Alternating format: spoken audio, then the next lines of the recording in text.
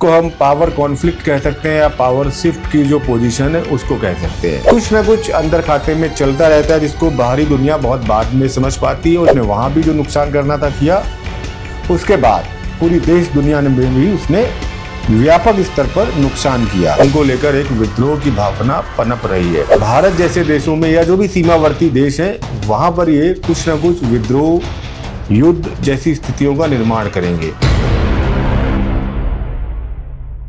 जैसा कि चीन में इस समय एक घटनाक्रम चल रहा है जहां पर चीन की संसद ने कई सैन्य अधिकारियों को या वहां के जो राष्ट्रपति हैं शी जिनपिंग, उन्होंने कई वरिष्ठ सैन्य अधिकारियों को भ्रष्टाचार के आरोप में निलंबित कर दिया है। ये जो खबर दिखती है ये हमें ऊपर से दिखती है, लेकिन कई बार क्या हो सकता है कि वहां पर कुछ विद्रोह की स्थिति भी हो सकती है, तख्ता पलट हो सकता है, चीन में आर्मी रूल लग सकता है और शायद उसको कंट्रोल करने के लिए जो सारी कयावत चल रही है शी जिनपिंग की, ये वो कयावत का एक हिस्सा है। या यूं कहें कि वो समय आता हुआ दिख रहा है जहां पर शी जिनपिंग की जो सत्ता है या जो राज सत्ता है वो अंत के करीब पहुंच रही है। आज के इस वीडियो में हम यही जानेंगे आखिर क्या चल रहा है चाइना के अंदर, उसके चार्ट के थ्रू, उसकी दशा और अंतरदशा के माध्यम से, और आने वाले समय में क्या चीन एक बड़े सैन्य तख्ता पलट की ओर जा रहा है और शी जिनपिंग अपनी सत्ता के अंत की ओर। तो देखिए, किसी भी देश के लिए सबसे ज्यादा जरूरी होता है उसके फाउंडेशन चार्ट के आधार पर उस समय देश में क्या घटनाक्रम चल रहा है और कौन सी दशाएं चल रही हैं। चाइना के लिए जो हम चार्ट लेते हैं वो लेते हैं 1 अक्टूबर 1949 दोपहर का 3:15 पेकिंग जगह लेते हैं, जो आजकल हम जिसको वर्तमान में बीजिंग भी कहते हैं। पीछे अगर हम हिस्ट्री देखें चाइना की थोड़ी सी, तो जो हिस्ट्री रही है चाइना की वो थोड़ी सी मैं आपके साथ बताना चाहूंगा। 1911 में रॉयल फैमिली को एंड करके वहां पर गणराज्य बनाया गया। 1920 to 40 के बीच का वो एरा था जो अभी जो पैटर्न चल रहा है एस्ट्रोलॉजिकली, जहां पर चीन में कई सैन्य गुटों और नेताओं के बीच सत्ता संघर्ष चलता रहा। आखिरकार 1949 में चाइनीज कम्युनिस्ट रेवोल्यूशन के बाद माओ की लीडरशिप में पीपल्स रिपब्लिक ऑफ चाइना की स्थापना हुई, जिसको हम आधुनिक चाइना के रूप में देखते हैं। और अभी पीपल्स लिबरेशन आर्मी, जिसको हम पीएलए कहते हैं, वहां के करीब 6 वरिष्ठ सैन्य जनरलों को हटा दिया गया है। शायद इसको हम पावर कॉन्फ्लिक्ट कह सकते हैं या पावर शिफ्ट की जो पोजीशन है उसको कह सकते हैं। तो यहां पर चाइना का जो चार्ट बनता है ये कैप्रिकॉर्न असेंडेंट का चार्ट बनता है। किसी भी देश को समझने के लिए, किसी भी व्यक्ति को समझने के लिए जरूरी क्या है, उसके चार्ट को समझना।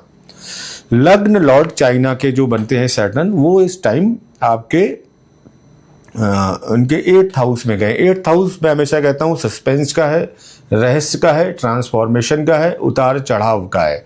तो ऐसे व्यक्ति को भी समझ पाना बहुत मुश्किल होता है और ऐसे देश की गतिविधियों को भी समझ पाना बहुत मुश्किल होता है। और चाइना में आप ये चीज़ें देखते हैं कि कहीं ना कहीं जो चीज़ें हैं, जो ऑपरेशंस हैं, चाहे वो कोविड जैसा टाइम रहा हो, कुछ ना कुछ अंदर खाते में चलता रहता है जिसको बाहरी दुनिया बहुत बाद में समझ पाती है। और इसीलिए वहाँ पर इंटरनेट, मीडिया, ऑलमोस्ट वो सारी चीज़ें बैन है जो किसी भी तरीके की इंफॉर्मेशन को बाहरी विश्व के साथ कनेक्ट कर पाएँ।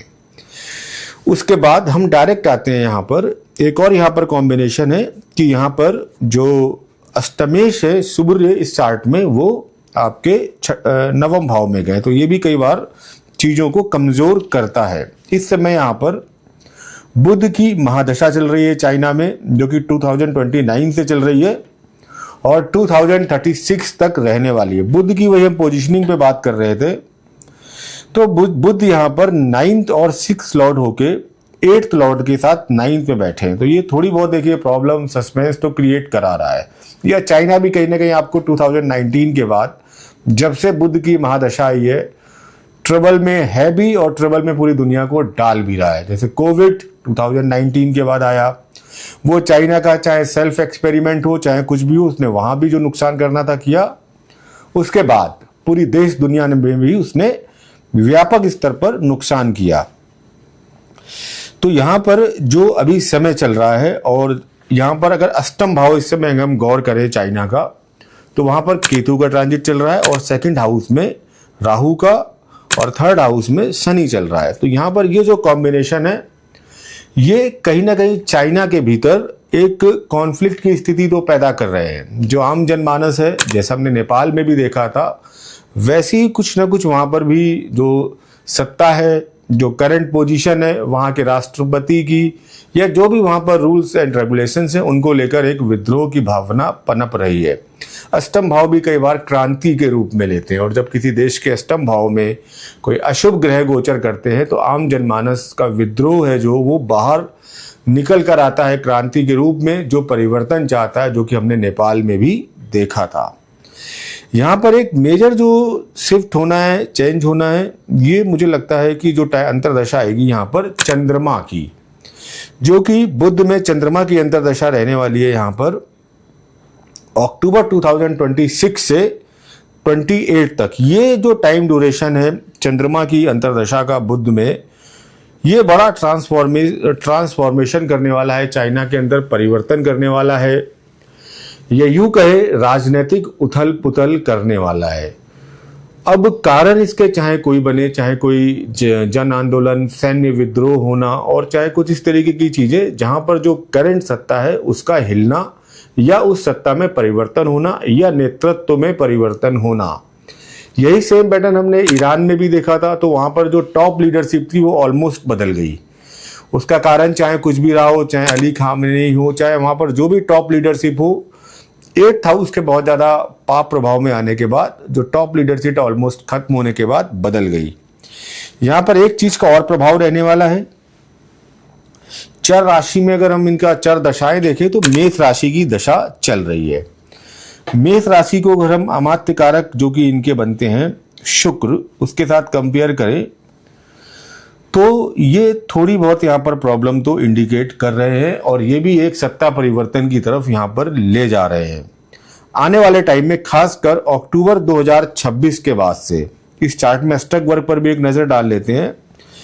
यहाँ पर छठा भाव बहुत मजबूत है। छठा भाव देखिए लड़ने की क्षमता देता है और फिर से रिकवर करने की क्षमता देता है। तो चाइना के अंदर वो क्षमता में कई बार दिखी है, लेकिन यहाँ लग्न वीक है और ये ट्रांसफॉर्मेशन का समय यहाँ पर चाइना में चल रहा है। तो कई नीतिगत फैसले आप आने वाले समय में देखेंगे।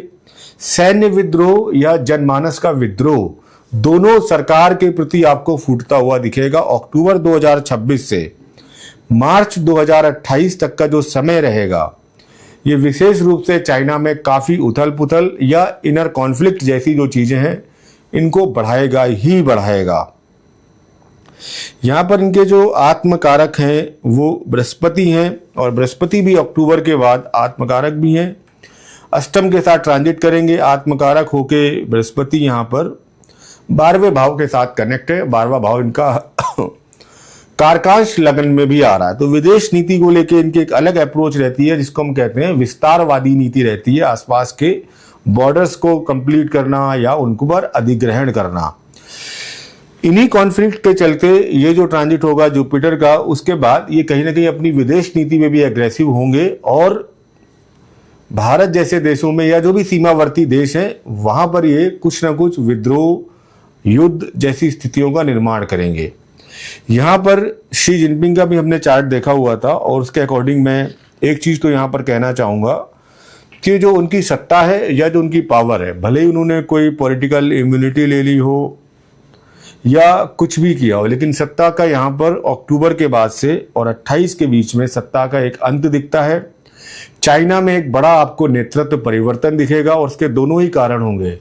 इस जनमानस को सैन्य सपोर्ट मिलना, आर्मी का सहयोग मिलना, या किसी दूसरे पॉलिटिकल ग्रुप को के सपोर्ट से या आर्मी के सपोर्ट से जो शी जिनपिंग का जो कार्यकाल है उसको समाप्त करना या बीच में रोक देना। तो ये सारी चीजें आप आने वाले टाइम में देखेंगे, और निश्चित रूप से बड़ी सैन्य कार्रवाइयों को या बड़े तख्ता पलट को आप आने वाले समय में, बड़े राजनीतिक उथल पुथल को आप चाइना में होते हुए देखेंगे। ये मेरा आज का यहाँ पर प्रेडिक्शन है। चार्ट आपके सामने है और आप इसको और समझिएगा, डिटेल में जानिएगा। अंत में आप सबके लिए मेरी शुभकामनाएं, और आप सब लिखे वीडियो में नीम गरोली बाबा की जय, और सब पर आप पर नीम गरोली बाबा की जो कृपा है वो अपार कृपा आप सब पर बरसती रहे। जय श्री राम, जय नीम गरोली बाबा।